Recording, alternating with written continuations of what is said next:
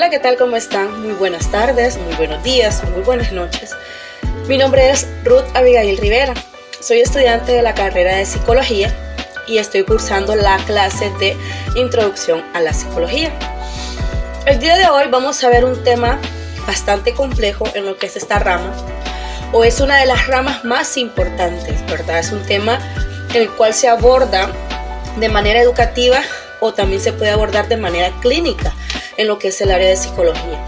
Y tenemos el tema de lo que es memoria. Y para esto vamos a ver qué o cuál es el concepto de memoria o qué significa memoria. Y la memoria dice que es la capacidad de recordar todas las cosas que hemos experimentado, imaginado y aprendido. Cuando nosotros estamos comenzando nuestra vida educativa o cuando comenzamos a ser bebés, tenemos capacidades ya sea un poco buenas o un poco no muy regulares, ¿verdad? Por decir así. La memoria nos ayuda a retener esos eventos importantes o esa manera de aprender.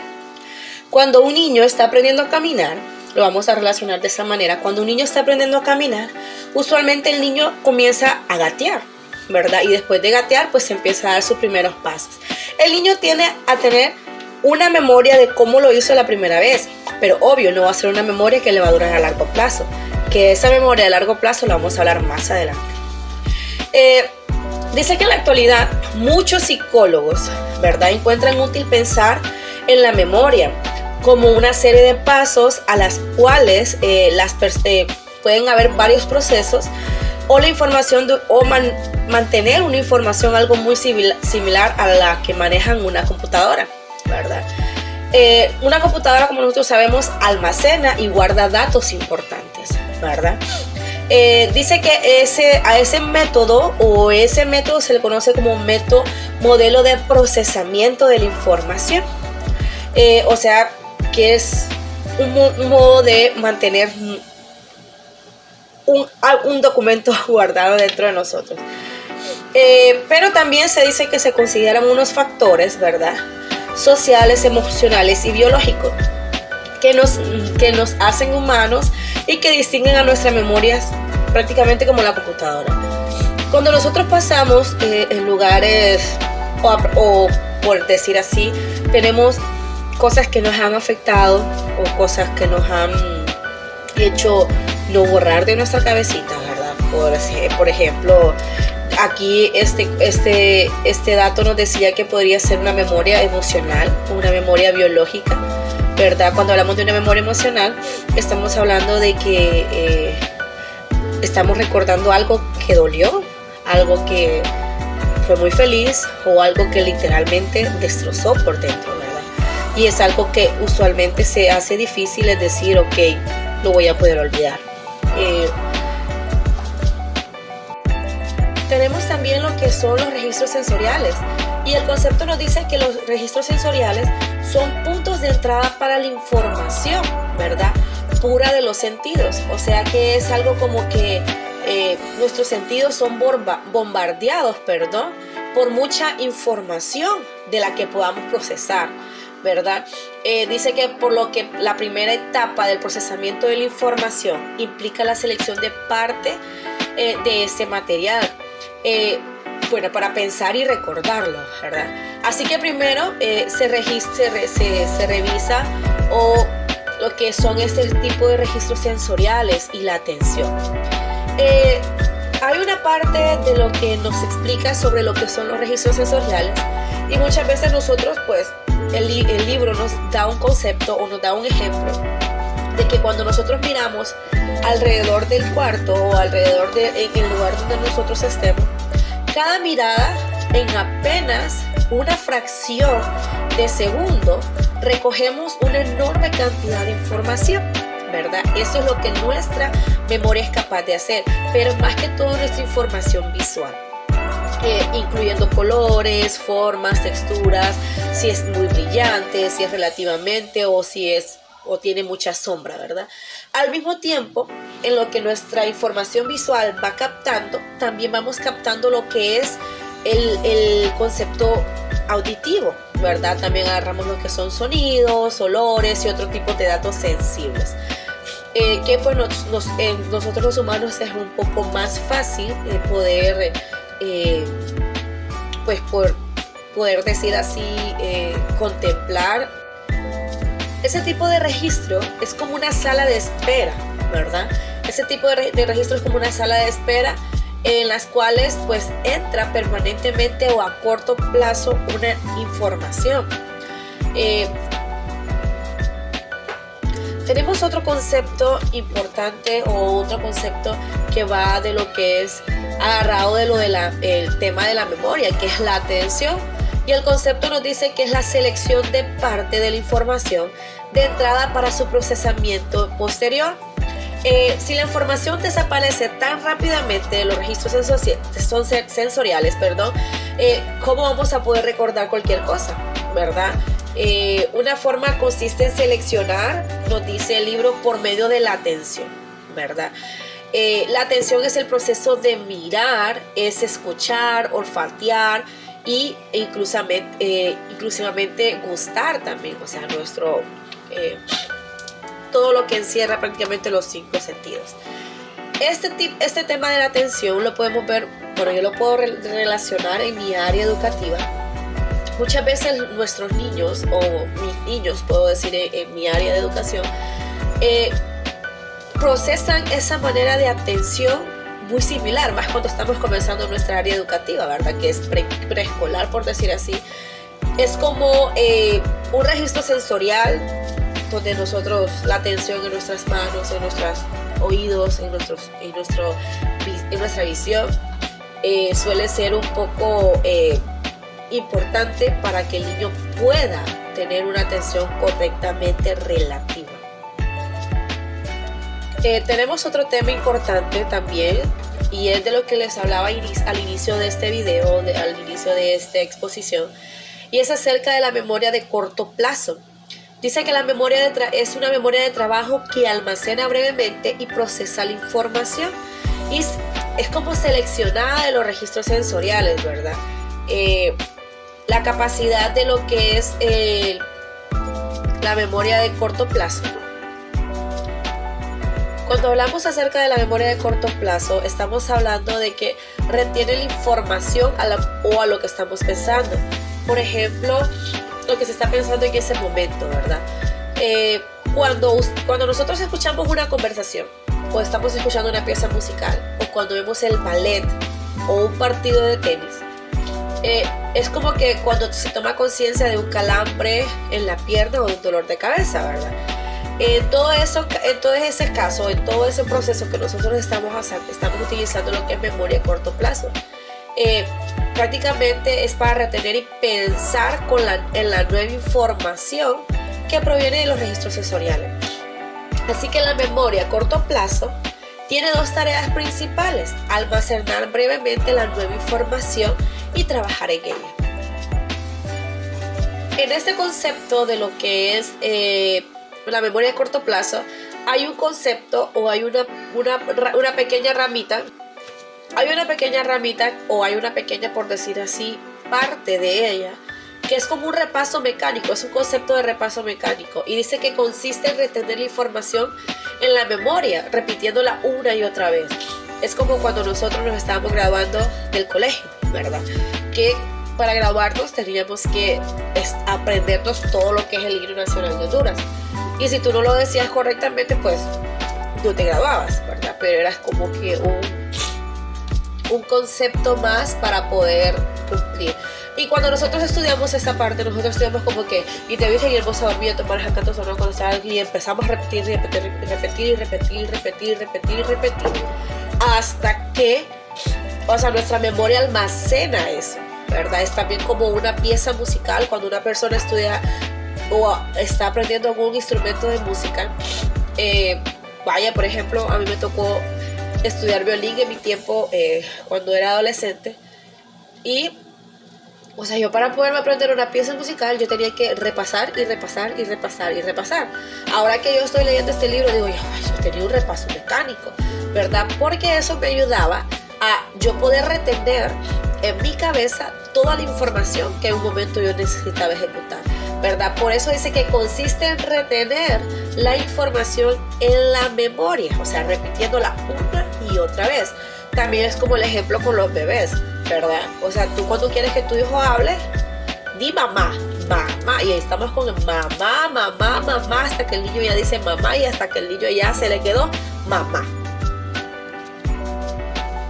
También tenemos el siguiente tema, que es memoria a largo plazo, ¿verdad? Y esta memoria a largo plazo se dice que es la parte de la memoria que es más o menos permanente, ¿verdad? Que es correspondiente a todas las demás, o sea, o a todo lo que sabemos. Es algo que es como que, o sea, tú lo mantienes o lo retienes más en tu cabeza. Hemos comprobado en lo que estábamos hablando en el tema anterior, que lo que es en memoria a corto plazo solamente retiene información precisa o tal vez solo durante unos segundos, a menos que se mantenga en un repaso mecánico, que era lo que veníamos hablando anteriormente, ¿verdad? En cambio, la memoria a largo plazo es más como que capaz de almacenar una gran cantidad de información por mucho tiempo o por muchos años, ¿verdad? Es como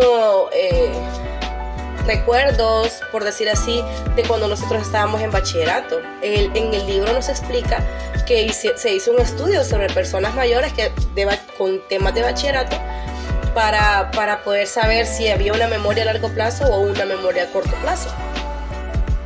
Vamos a hablar sobre un fenómeno que es como que muy conocido en lo que es este tema, ¿verdad? Muchas veces nosotros decimos, ay, lo tengo en la punta de la lengua, por decir así, o se nos olvida algo, espérate, lo tengo aquí en la punta de la lengua. Bueno, ese es un fenómeno de la punta de la lengua. Dice que consiste en saber una palabra sin ser capaz de recordarlo de inmediato. Creo que eso a todos nos ha pasado y considero que eso es como que, o sea, todos hemos tenido esa experiencia, ¿verdad? De saber una palabra y no ser capaces de recordarla. Esto se denomina, como les llamaba anteriormente, lo que es el fenómeno de la punta de la lengua. En el libro se detalla que ese tipo de fenómeno se hace como que un poco más frecuentes cuando estamos en situaciones estresantes, ¿verdad? O cuando estamos, y a medida que la gente envejece también, estas cosas van ocurriendo, ¿verdad? Y no es que tengamos una memoria a corto plazo, sino que estamos en una situación difícil o estamos en una situación bajo mucha presión. Hay una teoría bastante compleja en lo que es este tema también, y se trata acerca de la teoría del decaimiento. Usualmente nosotros, por decir así médicamente, decaimiento es cuando estamos algo enfermos o algo por el estilo. Pero dice que la teoría es una teoría que argumenta que con el paso del tiempo causa el olvido, ¿verdad? Nosotros conocemos una enfermedad que se llama Alzheimer, y esta enfermedad suele ser algo similar a eso, ¿verdad? Que es como una teoría del decaimiento.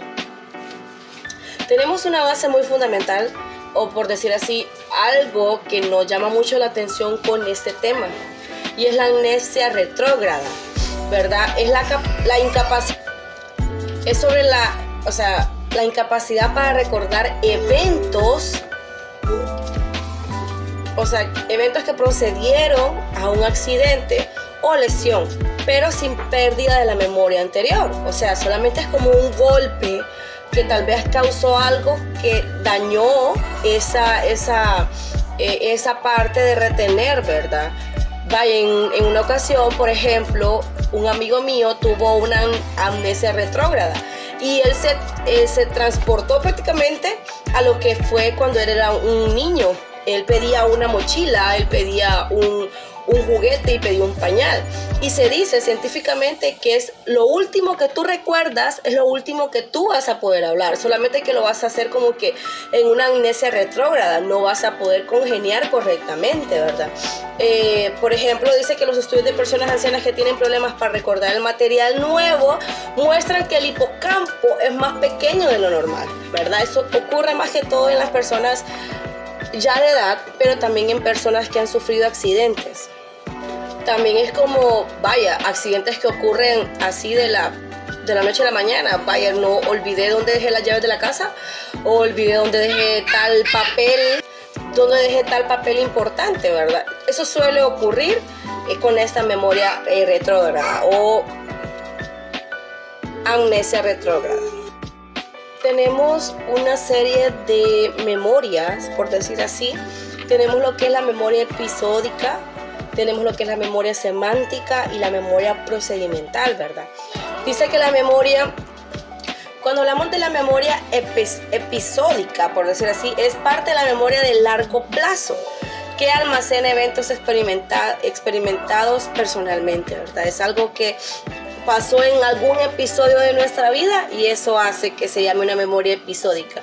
Tenemos la memoria semántica, que dice que es parte de la memoria de largo plazo que almacena hechos e información general, o sea, es algo muy general.